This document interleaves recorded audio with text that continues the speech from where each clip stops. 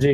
Arun sir, Bihar election अगर समय है तो खैर बिहार इलेक्शन अब लगातार जिस तरीके से उसकी तैयारी चल रही है एसआईआर के को लेकर के, भले ही जनता भड़की हुई है, विपक्ष भड़का हुआ है, लेकिन चुनाव आयोग पूरी शिद्दत से सब कुछ झोंके हुए है। ऐसे में भाजपा के ऊपर ये मार तो दोहरी पड़ गई।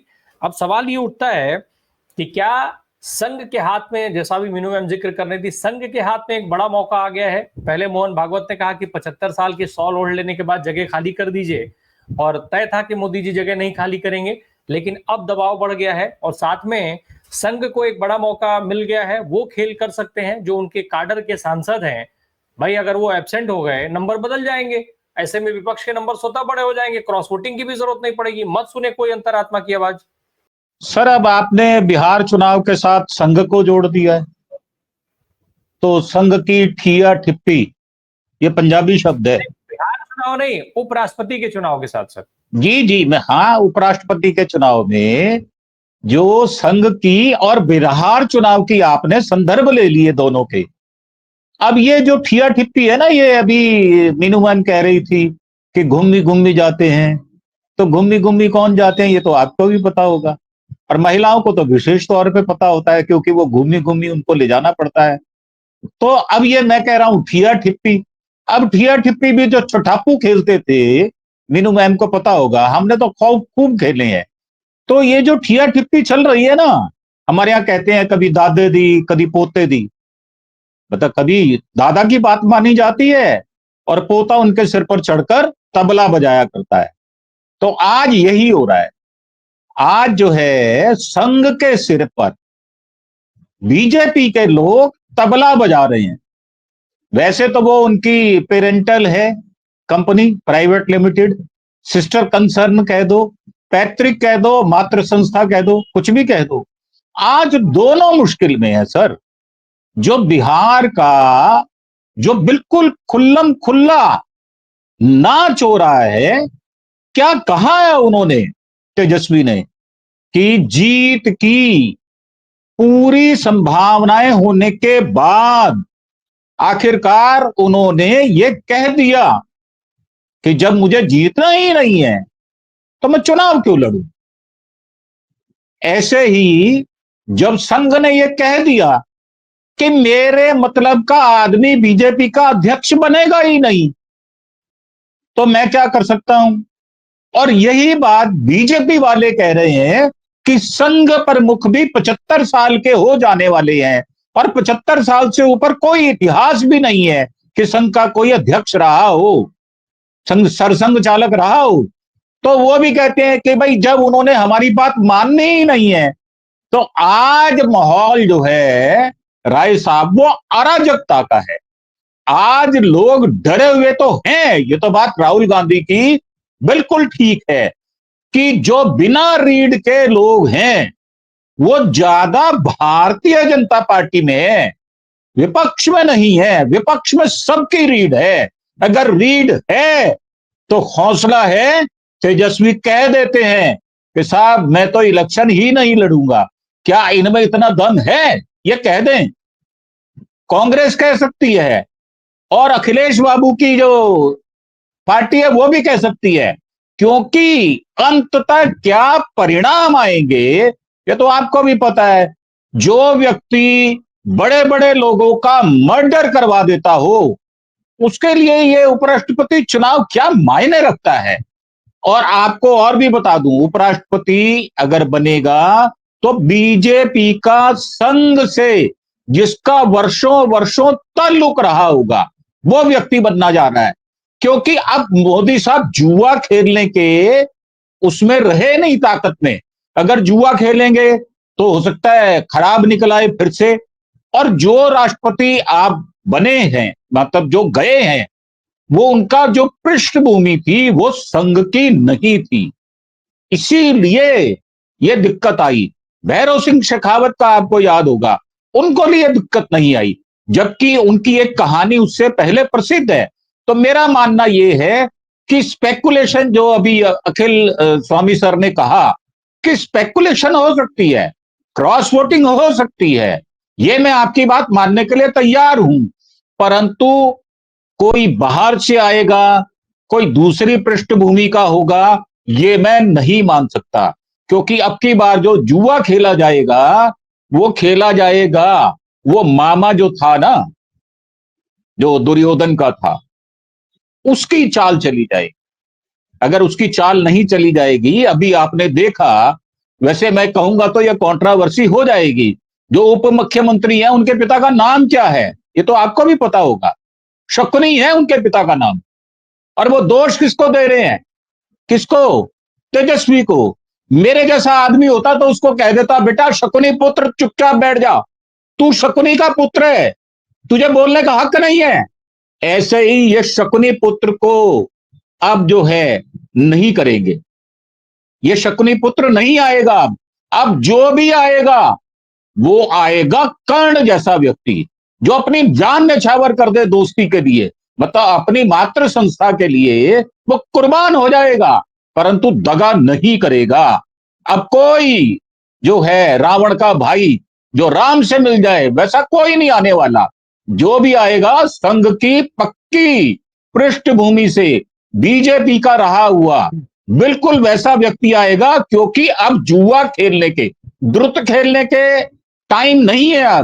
अब तो निश्चित बातें करने का टाइम आ गया। जबकि युधिष्ठिर को भी जो जुआ खेलने का रिजल्ट मिला था, इसलिए अब बीजेपी कोई सा जुआ नहीं खेलेगी, जो भी काम करेगी पक्के पैर करेगी, मजबूती से करेगी। ये बात ठीक है कि अगर विपक्ष की चाल सही सिद्ध हो गई तो राष्ट्रपति उपराष्ट्रपति उनका बन सकता है, इसमें कोई दो राय नहीं है, मैं इसको स्वीकार करता हूं। परंतु बंदा ऐसा आएगा जो कहीं भी दगा नहीं देगा, ये बात पक्की है। और बिहार चुनाव के, राय साहब फिर दोबारा से कह रहा हूं, बिहार चुनाव से पहले राष्ट्रपति का उपराष्ट्रपति का चुनाव नहीं होगा, ना ही बीजेपी का कोई अध्यक्ष आएगा। ये दो चुनाव बराबर बराबर होंगे, पर बिहार चुनाव के रिजल्ट के बाद होंगे। जी अरुण सर, अगर अगर ये आजादी है कि आपको जल्द से जल्द चुनाव कराना है, टाइम लिमिट नहीं है, तो क्या, एक तो हो गया कि भाई चुनाव करेंगे कि नहीं करेंगे, एक तो मीनू मैम ने बता दिया। दूसरा मैं समझना ये चाहता हूं कि क्या बिहार इलेक्शन से पहले सरकार उपराष्ट्रपति का चुनाव कराना चाहेगी, क्योंकि तब जब संघ से टकराहट सीधे सीधे दिखाई दे रही है। संघ भाई जिस तरीके से, अब आप कोई स्वीकार करे या नहीं करे, लेकिन इस समय राष्ट्रीय अध्यक्ष को लेकर के जो खींचतान मची हुई है, वो जेपी नड्डा को ये हटाना नहीं चाहते, संघ जेपी नड्डा को रखना नहीं चाहता। नया चेहरा संघ से जुड़ा हुआ मोदी और शाह साहब चाहते नहीं है कि आए, और संघ बिना मूल संघी कैडर के किसी को राष्ट्रीय अध्यक्ष बनने नहीं देना चाहता है। तो ये तो सब दिख रहा है। ऊपर से मोहन भागवत साहब का बयान, उसने सब बहुत सारी चीजें क्लियर कर दी। तो क्या बिहार इलेक्शन से पहले उपराष्ट्रपति का चुनाव कराना चाहेगी सरकार? अरुण सर म्यूट है आप। सर मेरे यहां से नहीं होगा। हो गया, हो गया। बिहार चुनाव से पहले बीजेपी चुनाव उपराष्ट्रपति का नहीं कराएगी, बिल्कुल ठोक बजाकर बोल रहा हूं। और दूसरी बात यह कि जो संघ से लगी पड़ी है, ये आपने कहा, तो सर ये कब से लगी पड़ी है, जरा पीछे मुड़कर आप देखें।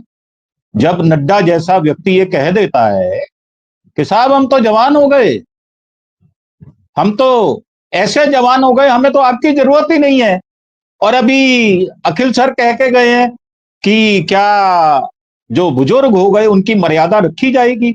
मेरा मानना यह है कि ये सारी बातों का मैं आपको जवाब दे सकता हूं। वो ये कि बुजुर्गों की मर्यादा रखी जाएगी, ये बात 100% सिद्ध है।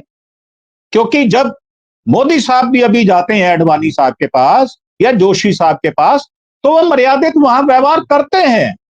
परंतु क्या जो सही मर्यादा होती है, हमारे यहां कहा जाता है कि जो शर्म है ना, वो असली होनी चाहिए, नकली शर्म नहीं होनी चाहिए।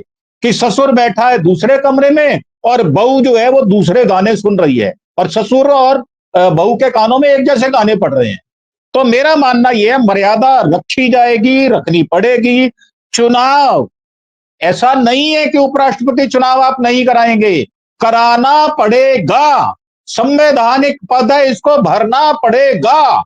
ये बात ठीक है आपकी कि आपने कह दिया कि जनवरी तक का समय है, तो जनवरी तक भर लेंगे, परंतु भरना पड़ेगा। सर और डिप्टी ये भी बात स्पीकर, ठीक है जी सर डिप्टी स्पीकर आज तक नहीं बनने देते हैं। विपक्ष चिल्ला चिल्ला के विपक्ष सर। का गला मैं बैठ मैं गया। मैं उसी पर आ रहा हूं, उसी पर आ रहा हूं। डिप्टी स्पीकर नहीं बनने देते, डिप्टी चीफ मिनिस्टर दो दो कई राज्यों में बने हुए हैं, वो कैसे बनने देते हैं?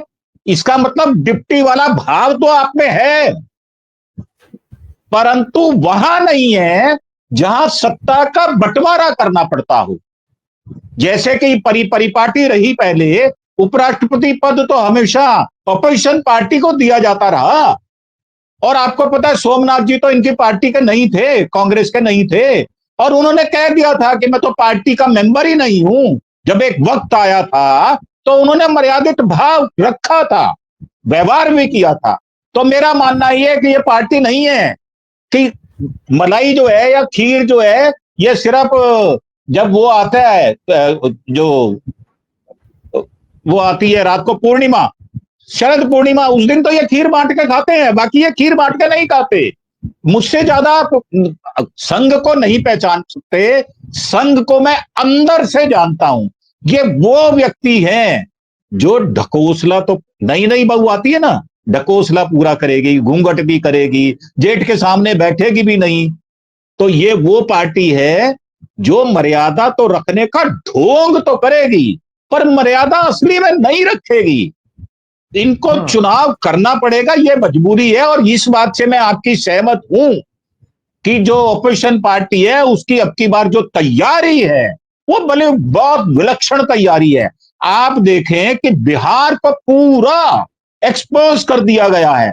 बिहार को आज पूरे देश में किसी को वहम नहीं है। मैं प्रकाश सर से ज्यादा सहमत हूं कि इनको कोई मायने रखती चीजें मायने नहीं रखती। ये वो लोग हैं खुला खेल फरक्काबादी, ये वो लोग हैं, ये बेशर्म हैं, निर्लज्ज हैं, परंतु ये उस निर्लज्जता को थोड़ा घूंघट में रखना पसंद करते हैं ताकि एक ढकोसला दुनिया के लिए बना रहे, बात कहने के लिए बनी रहे, परंतु असल में ये सब कुछ चरितार्थ होते हुए देखेंगे नहीं।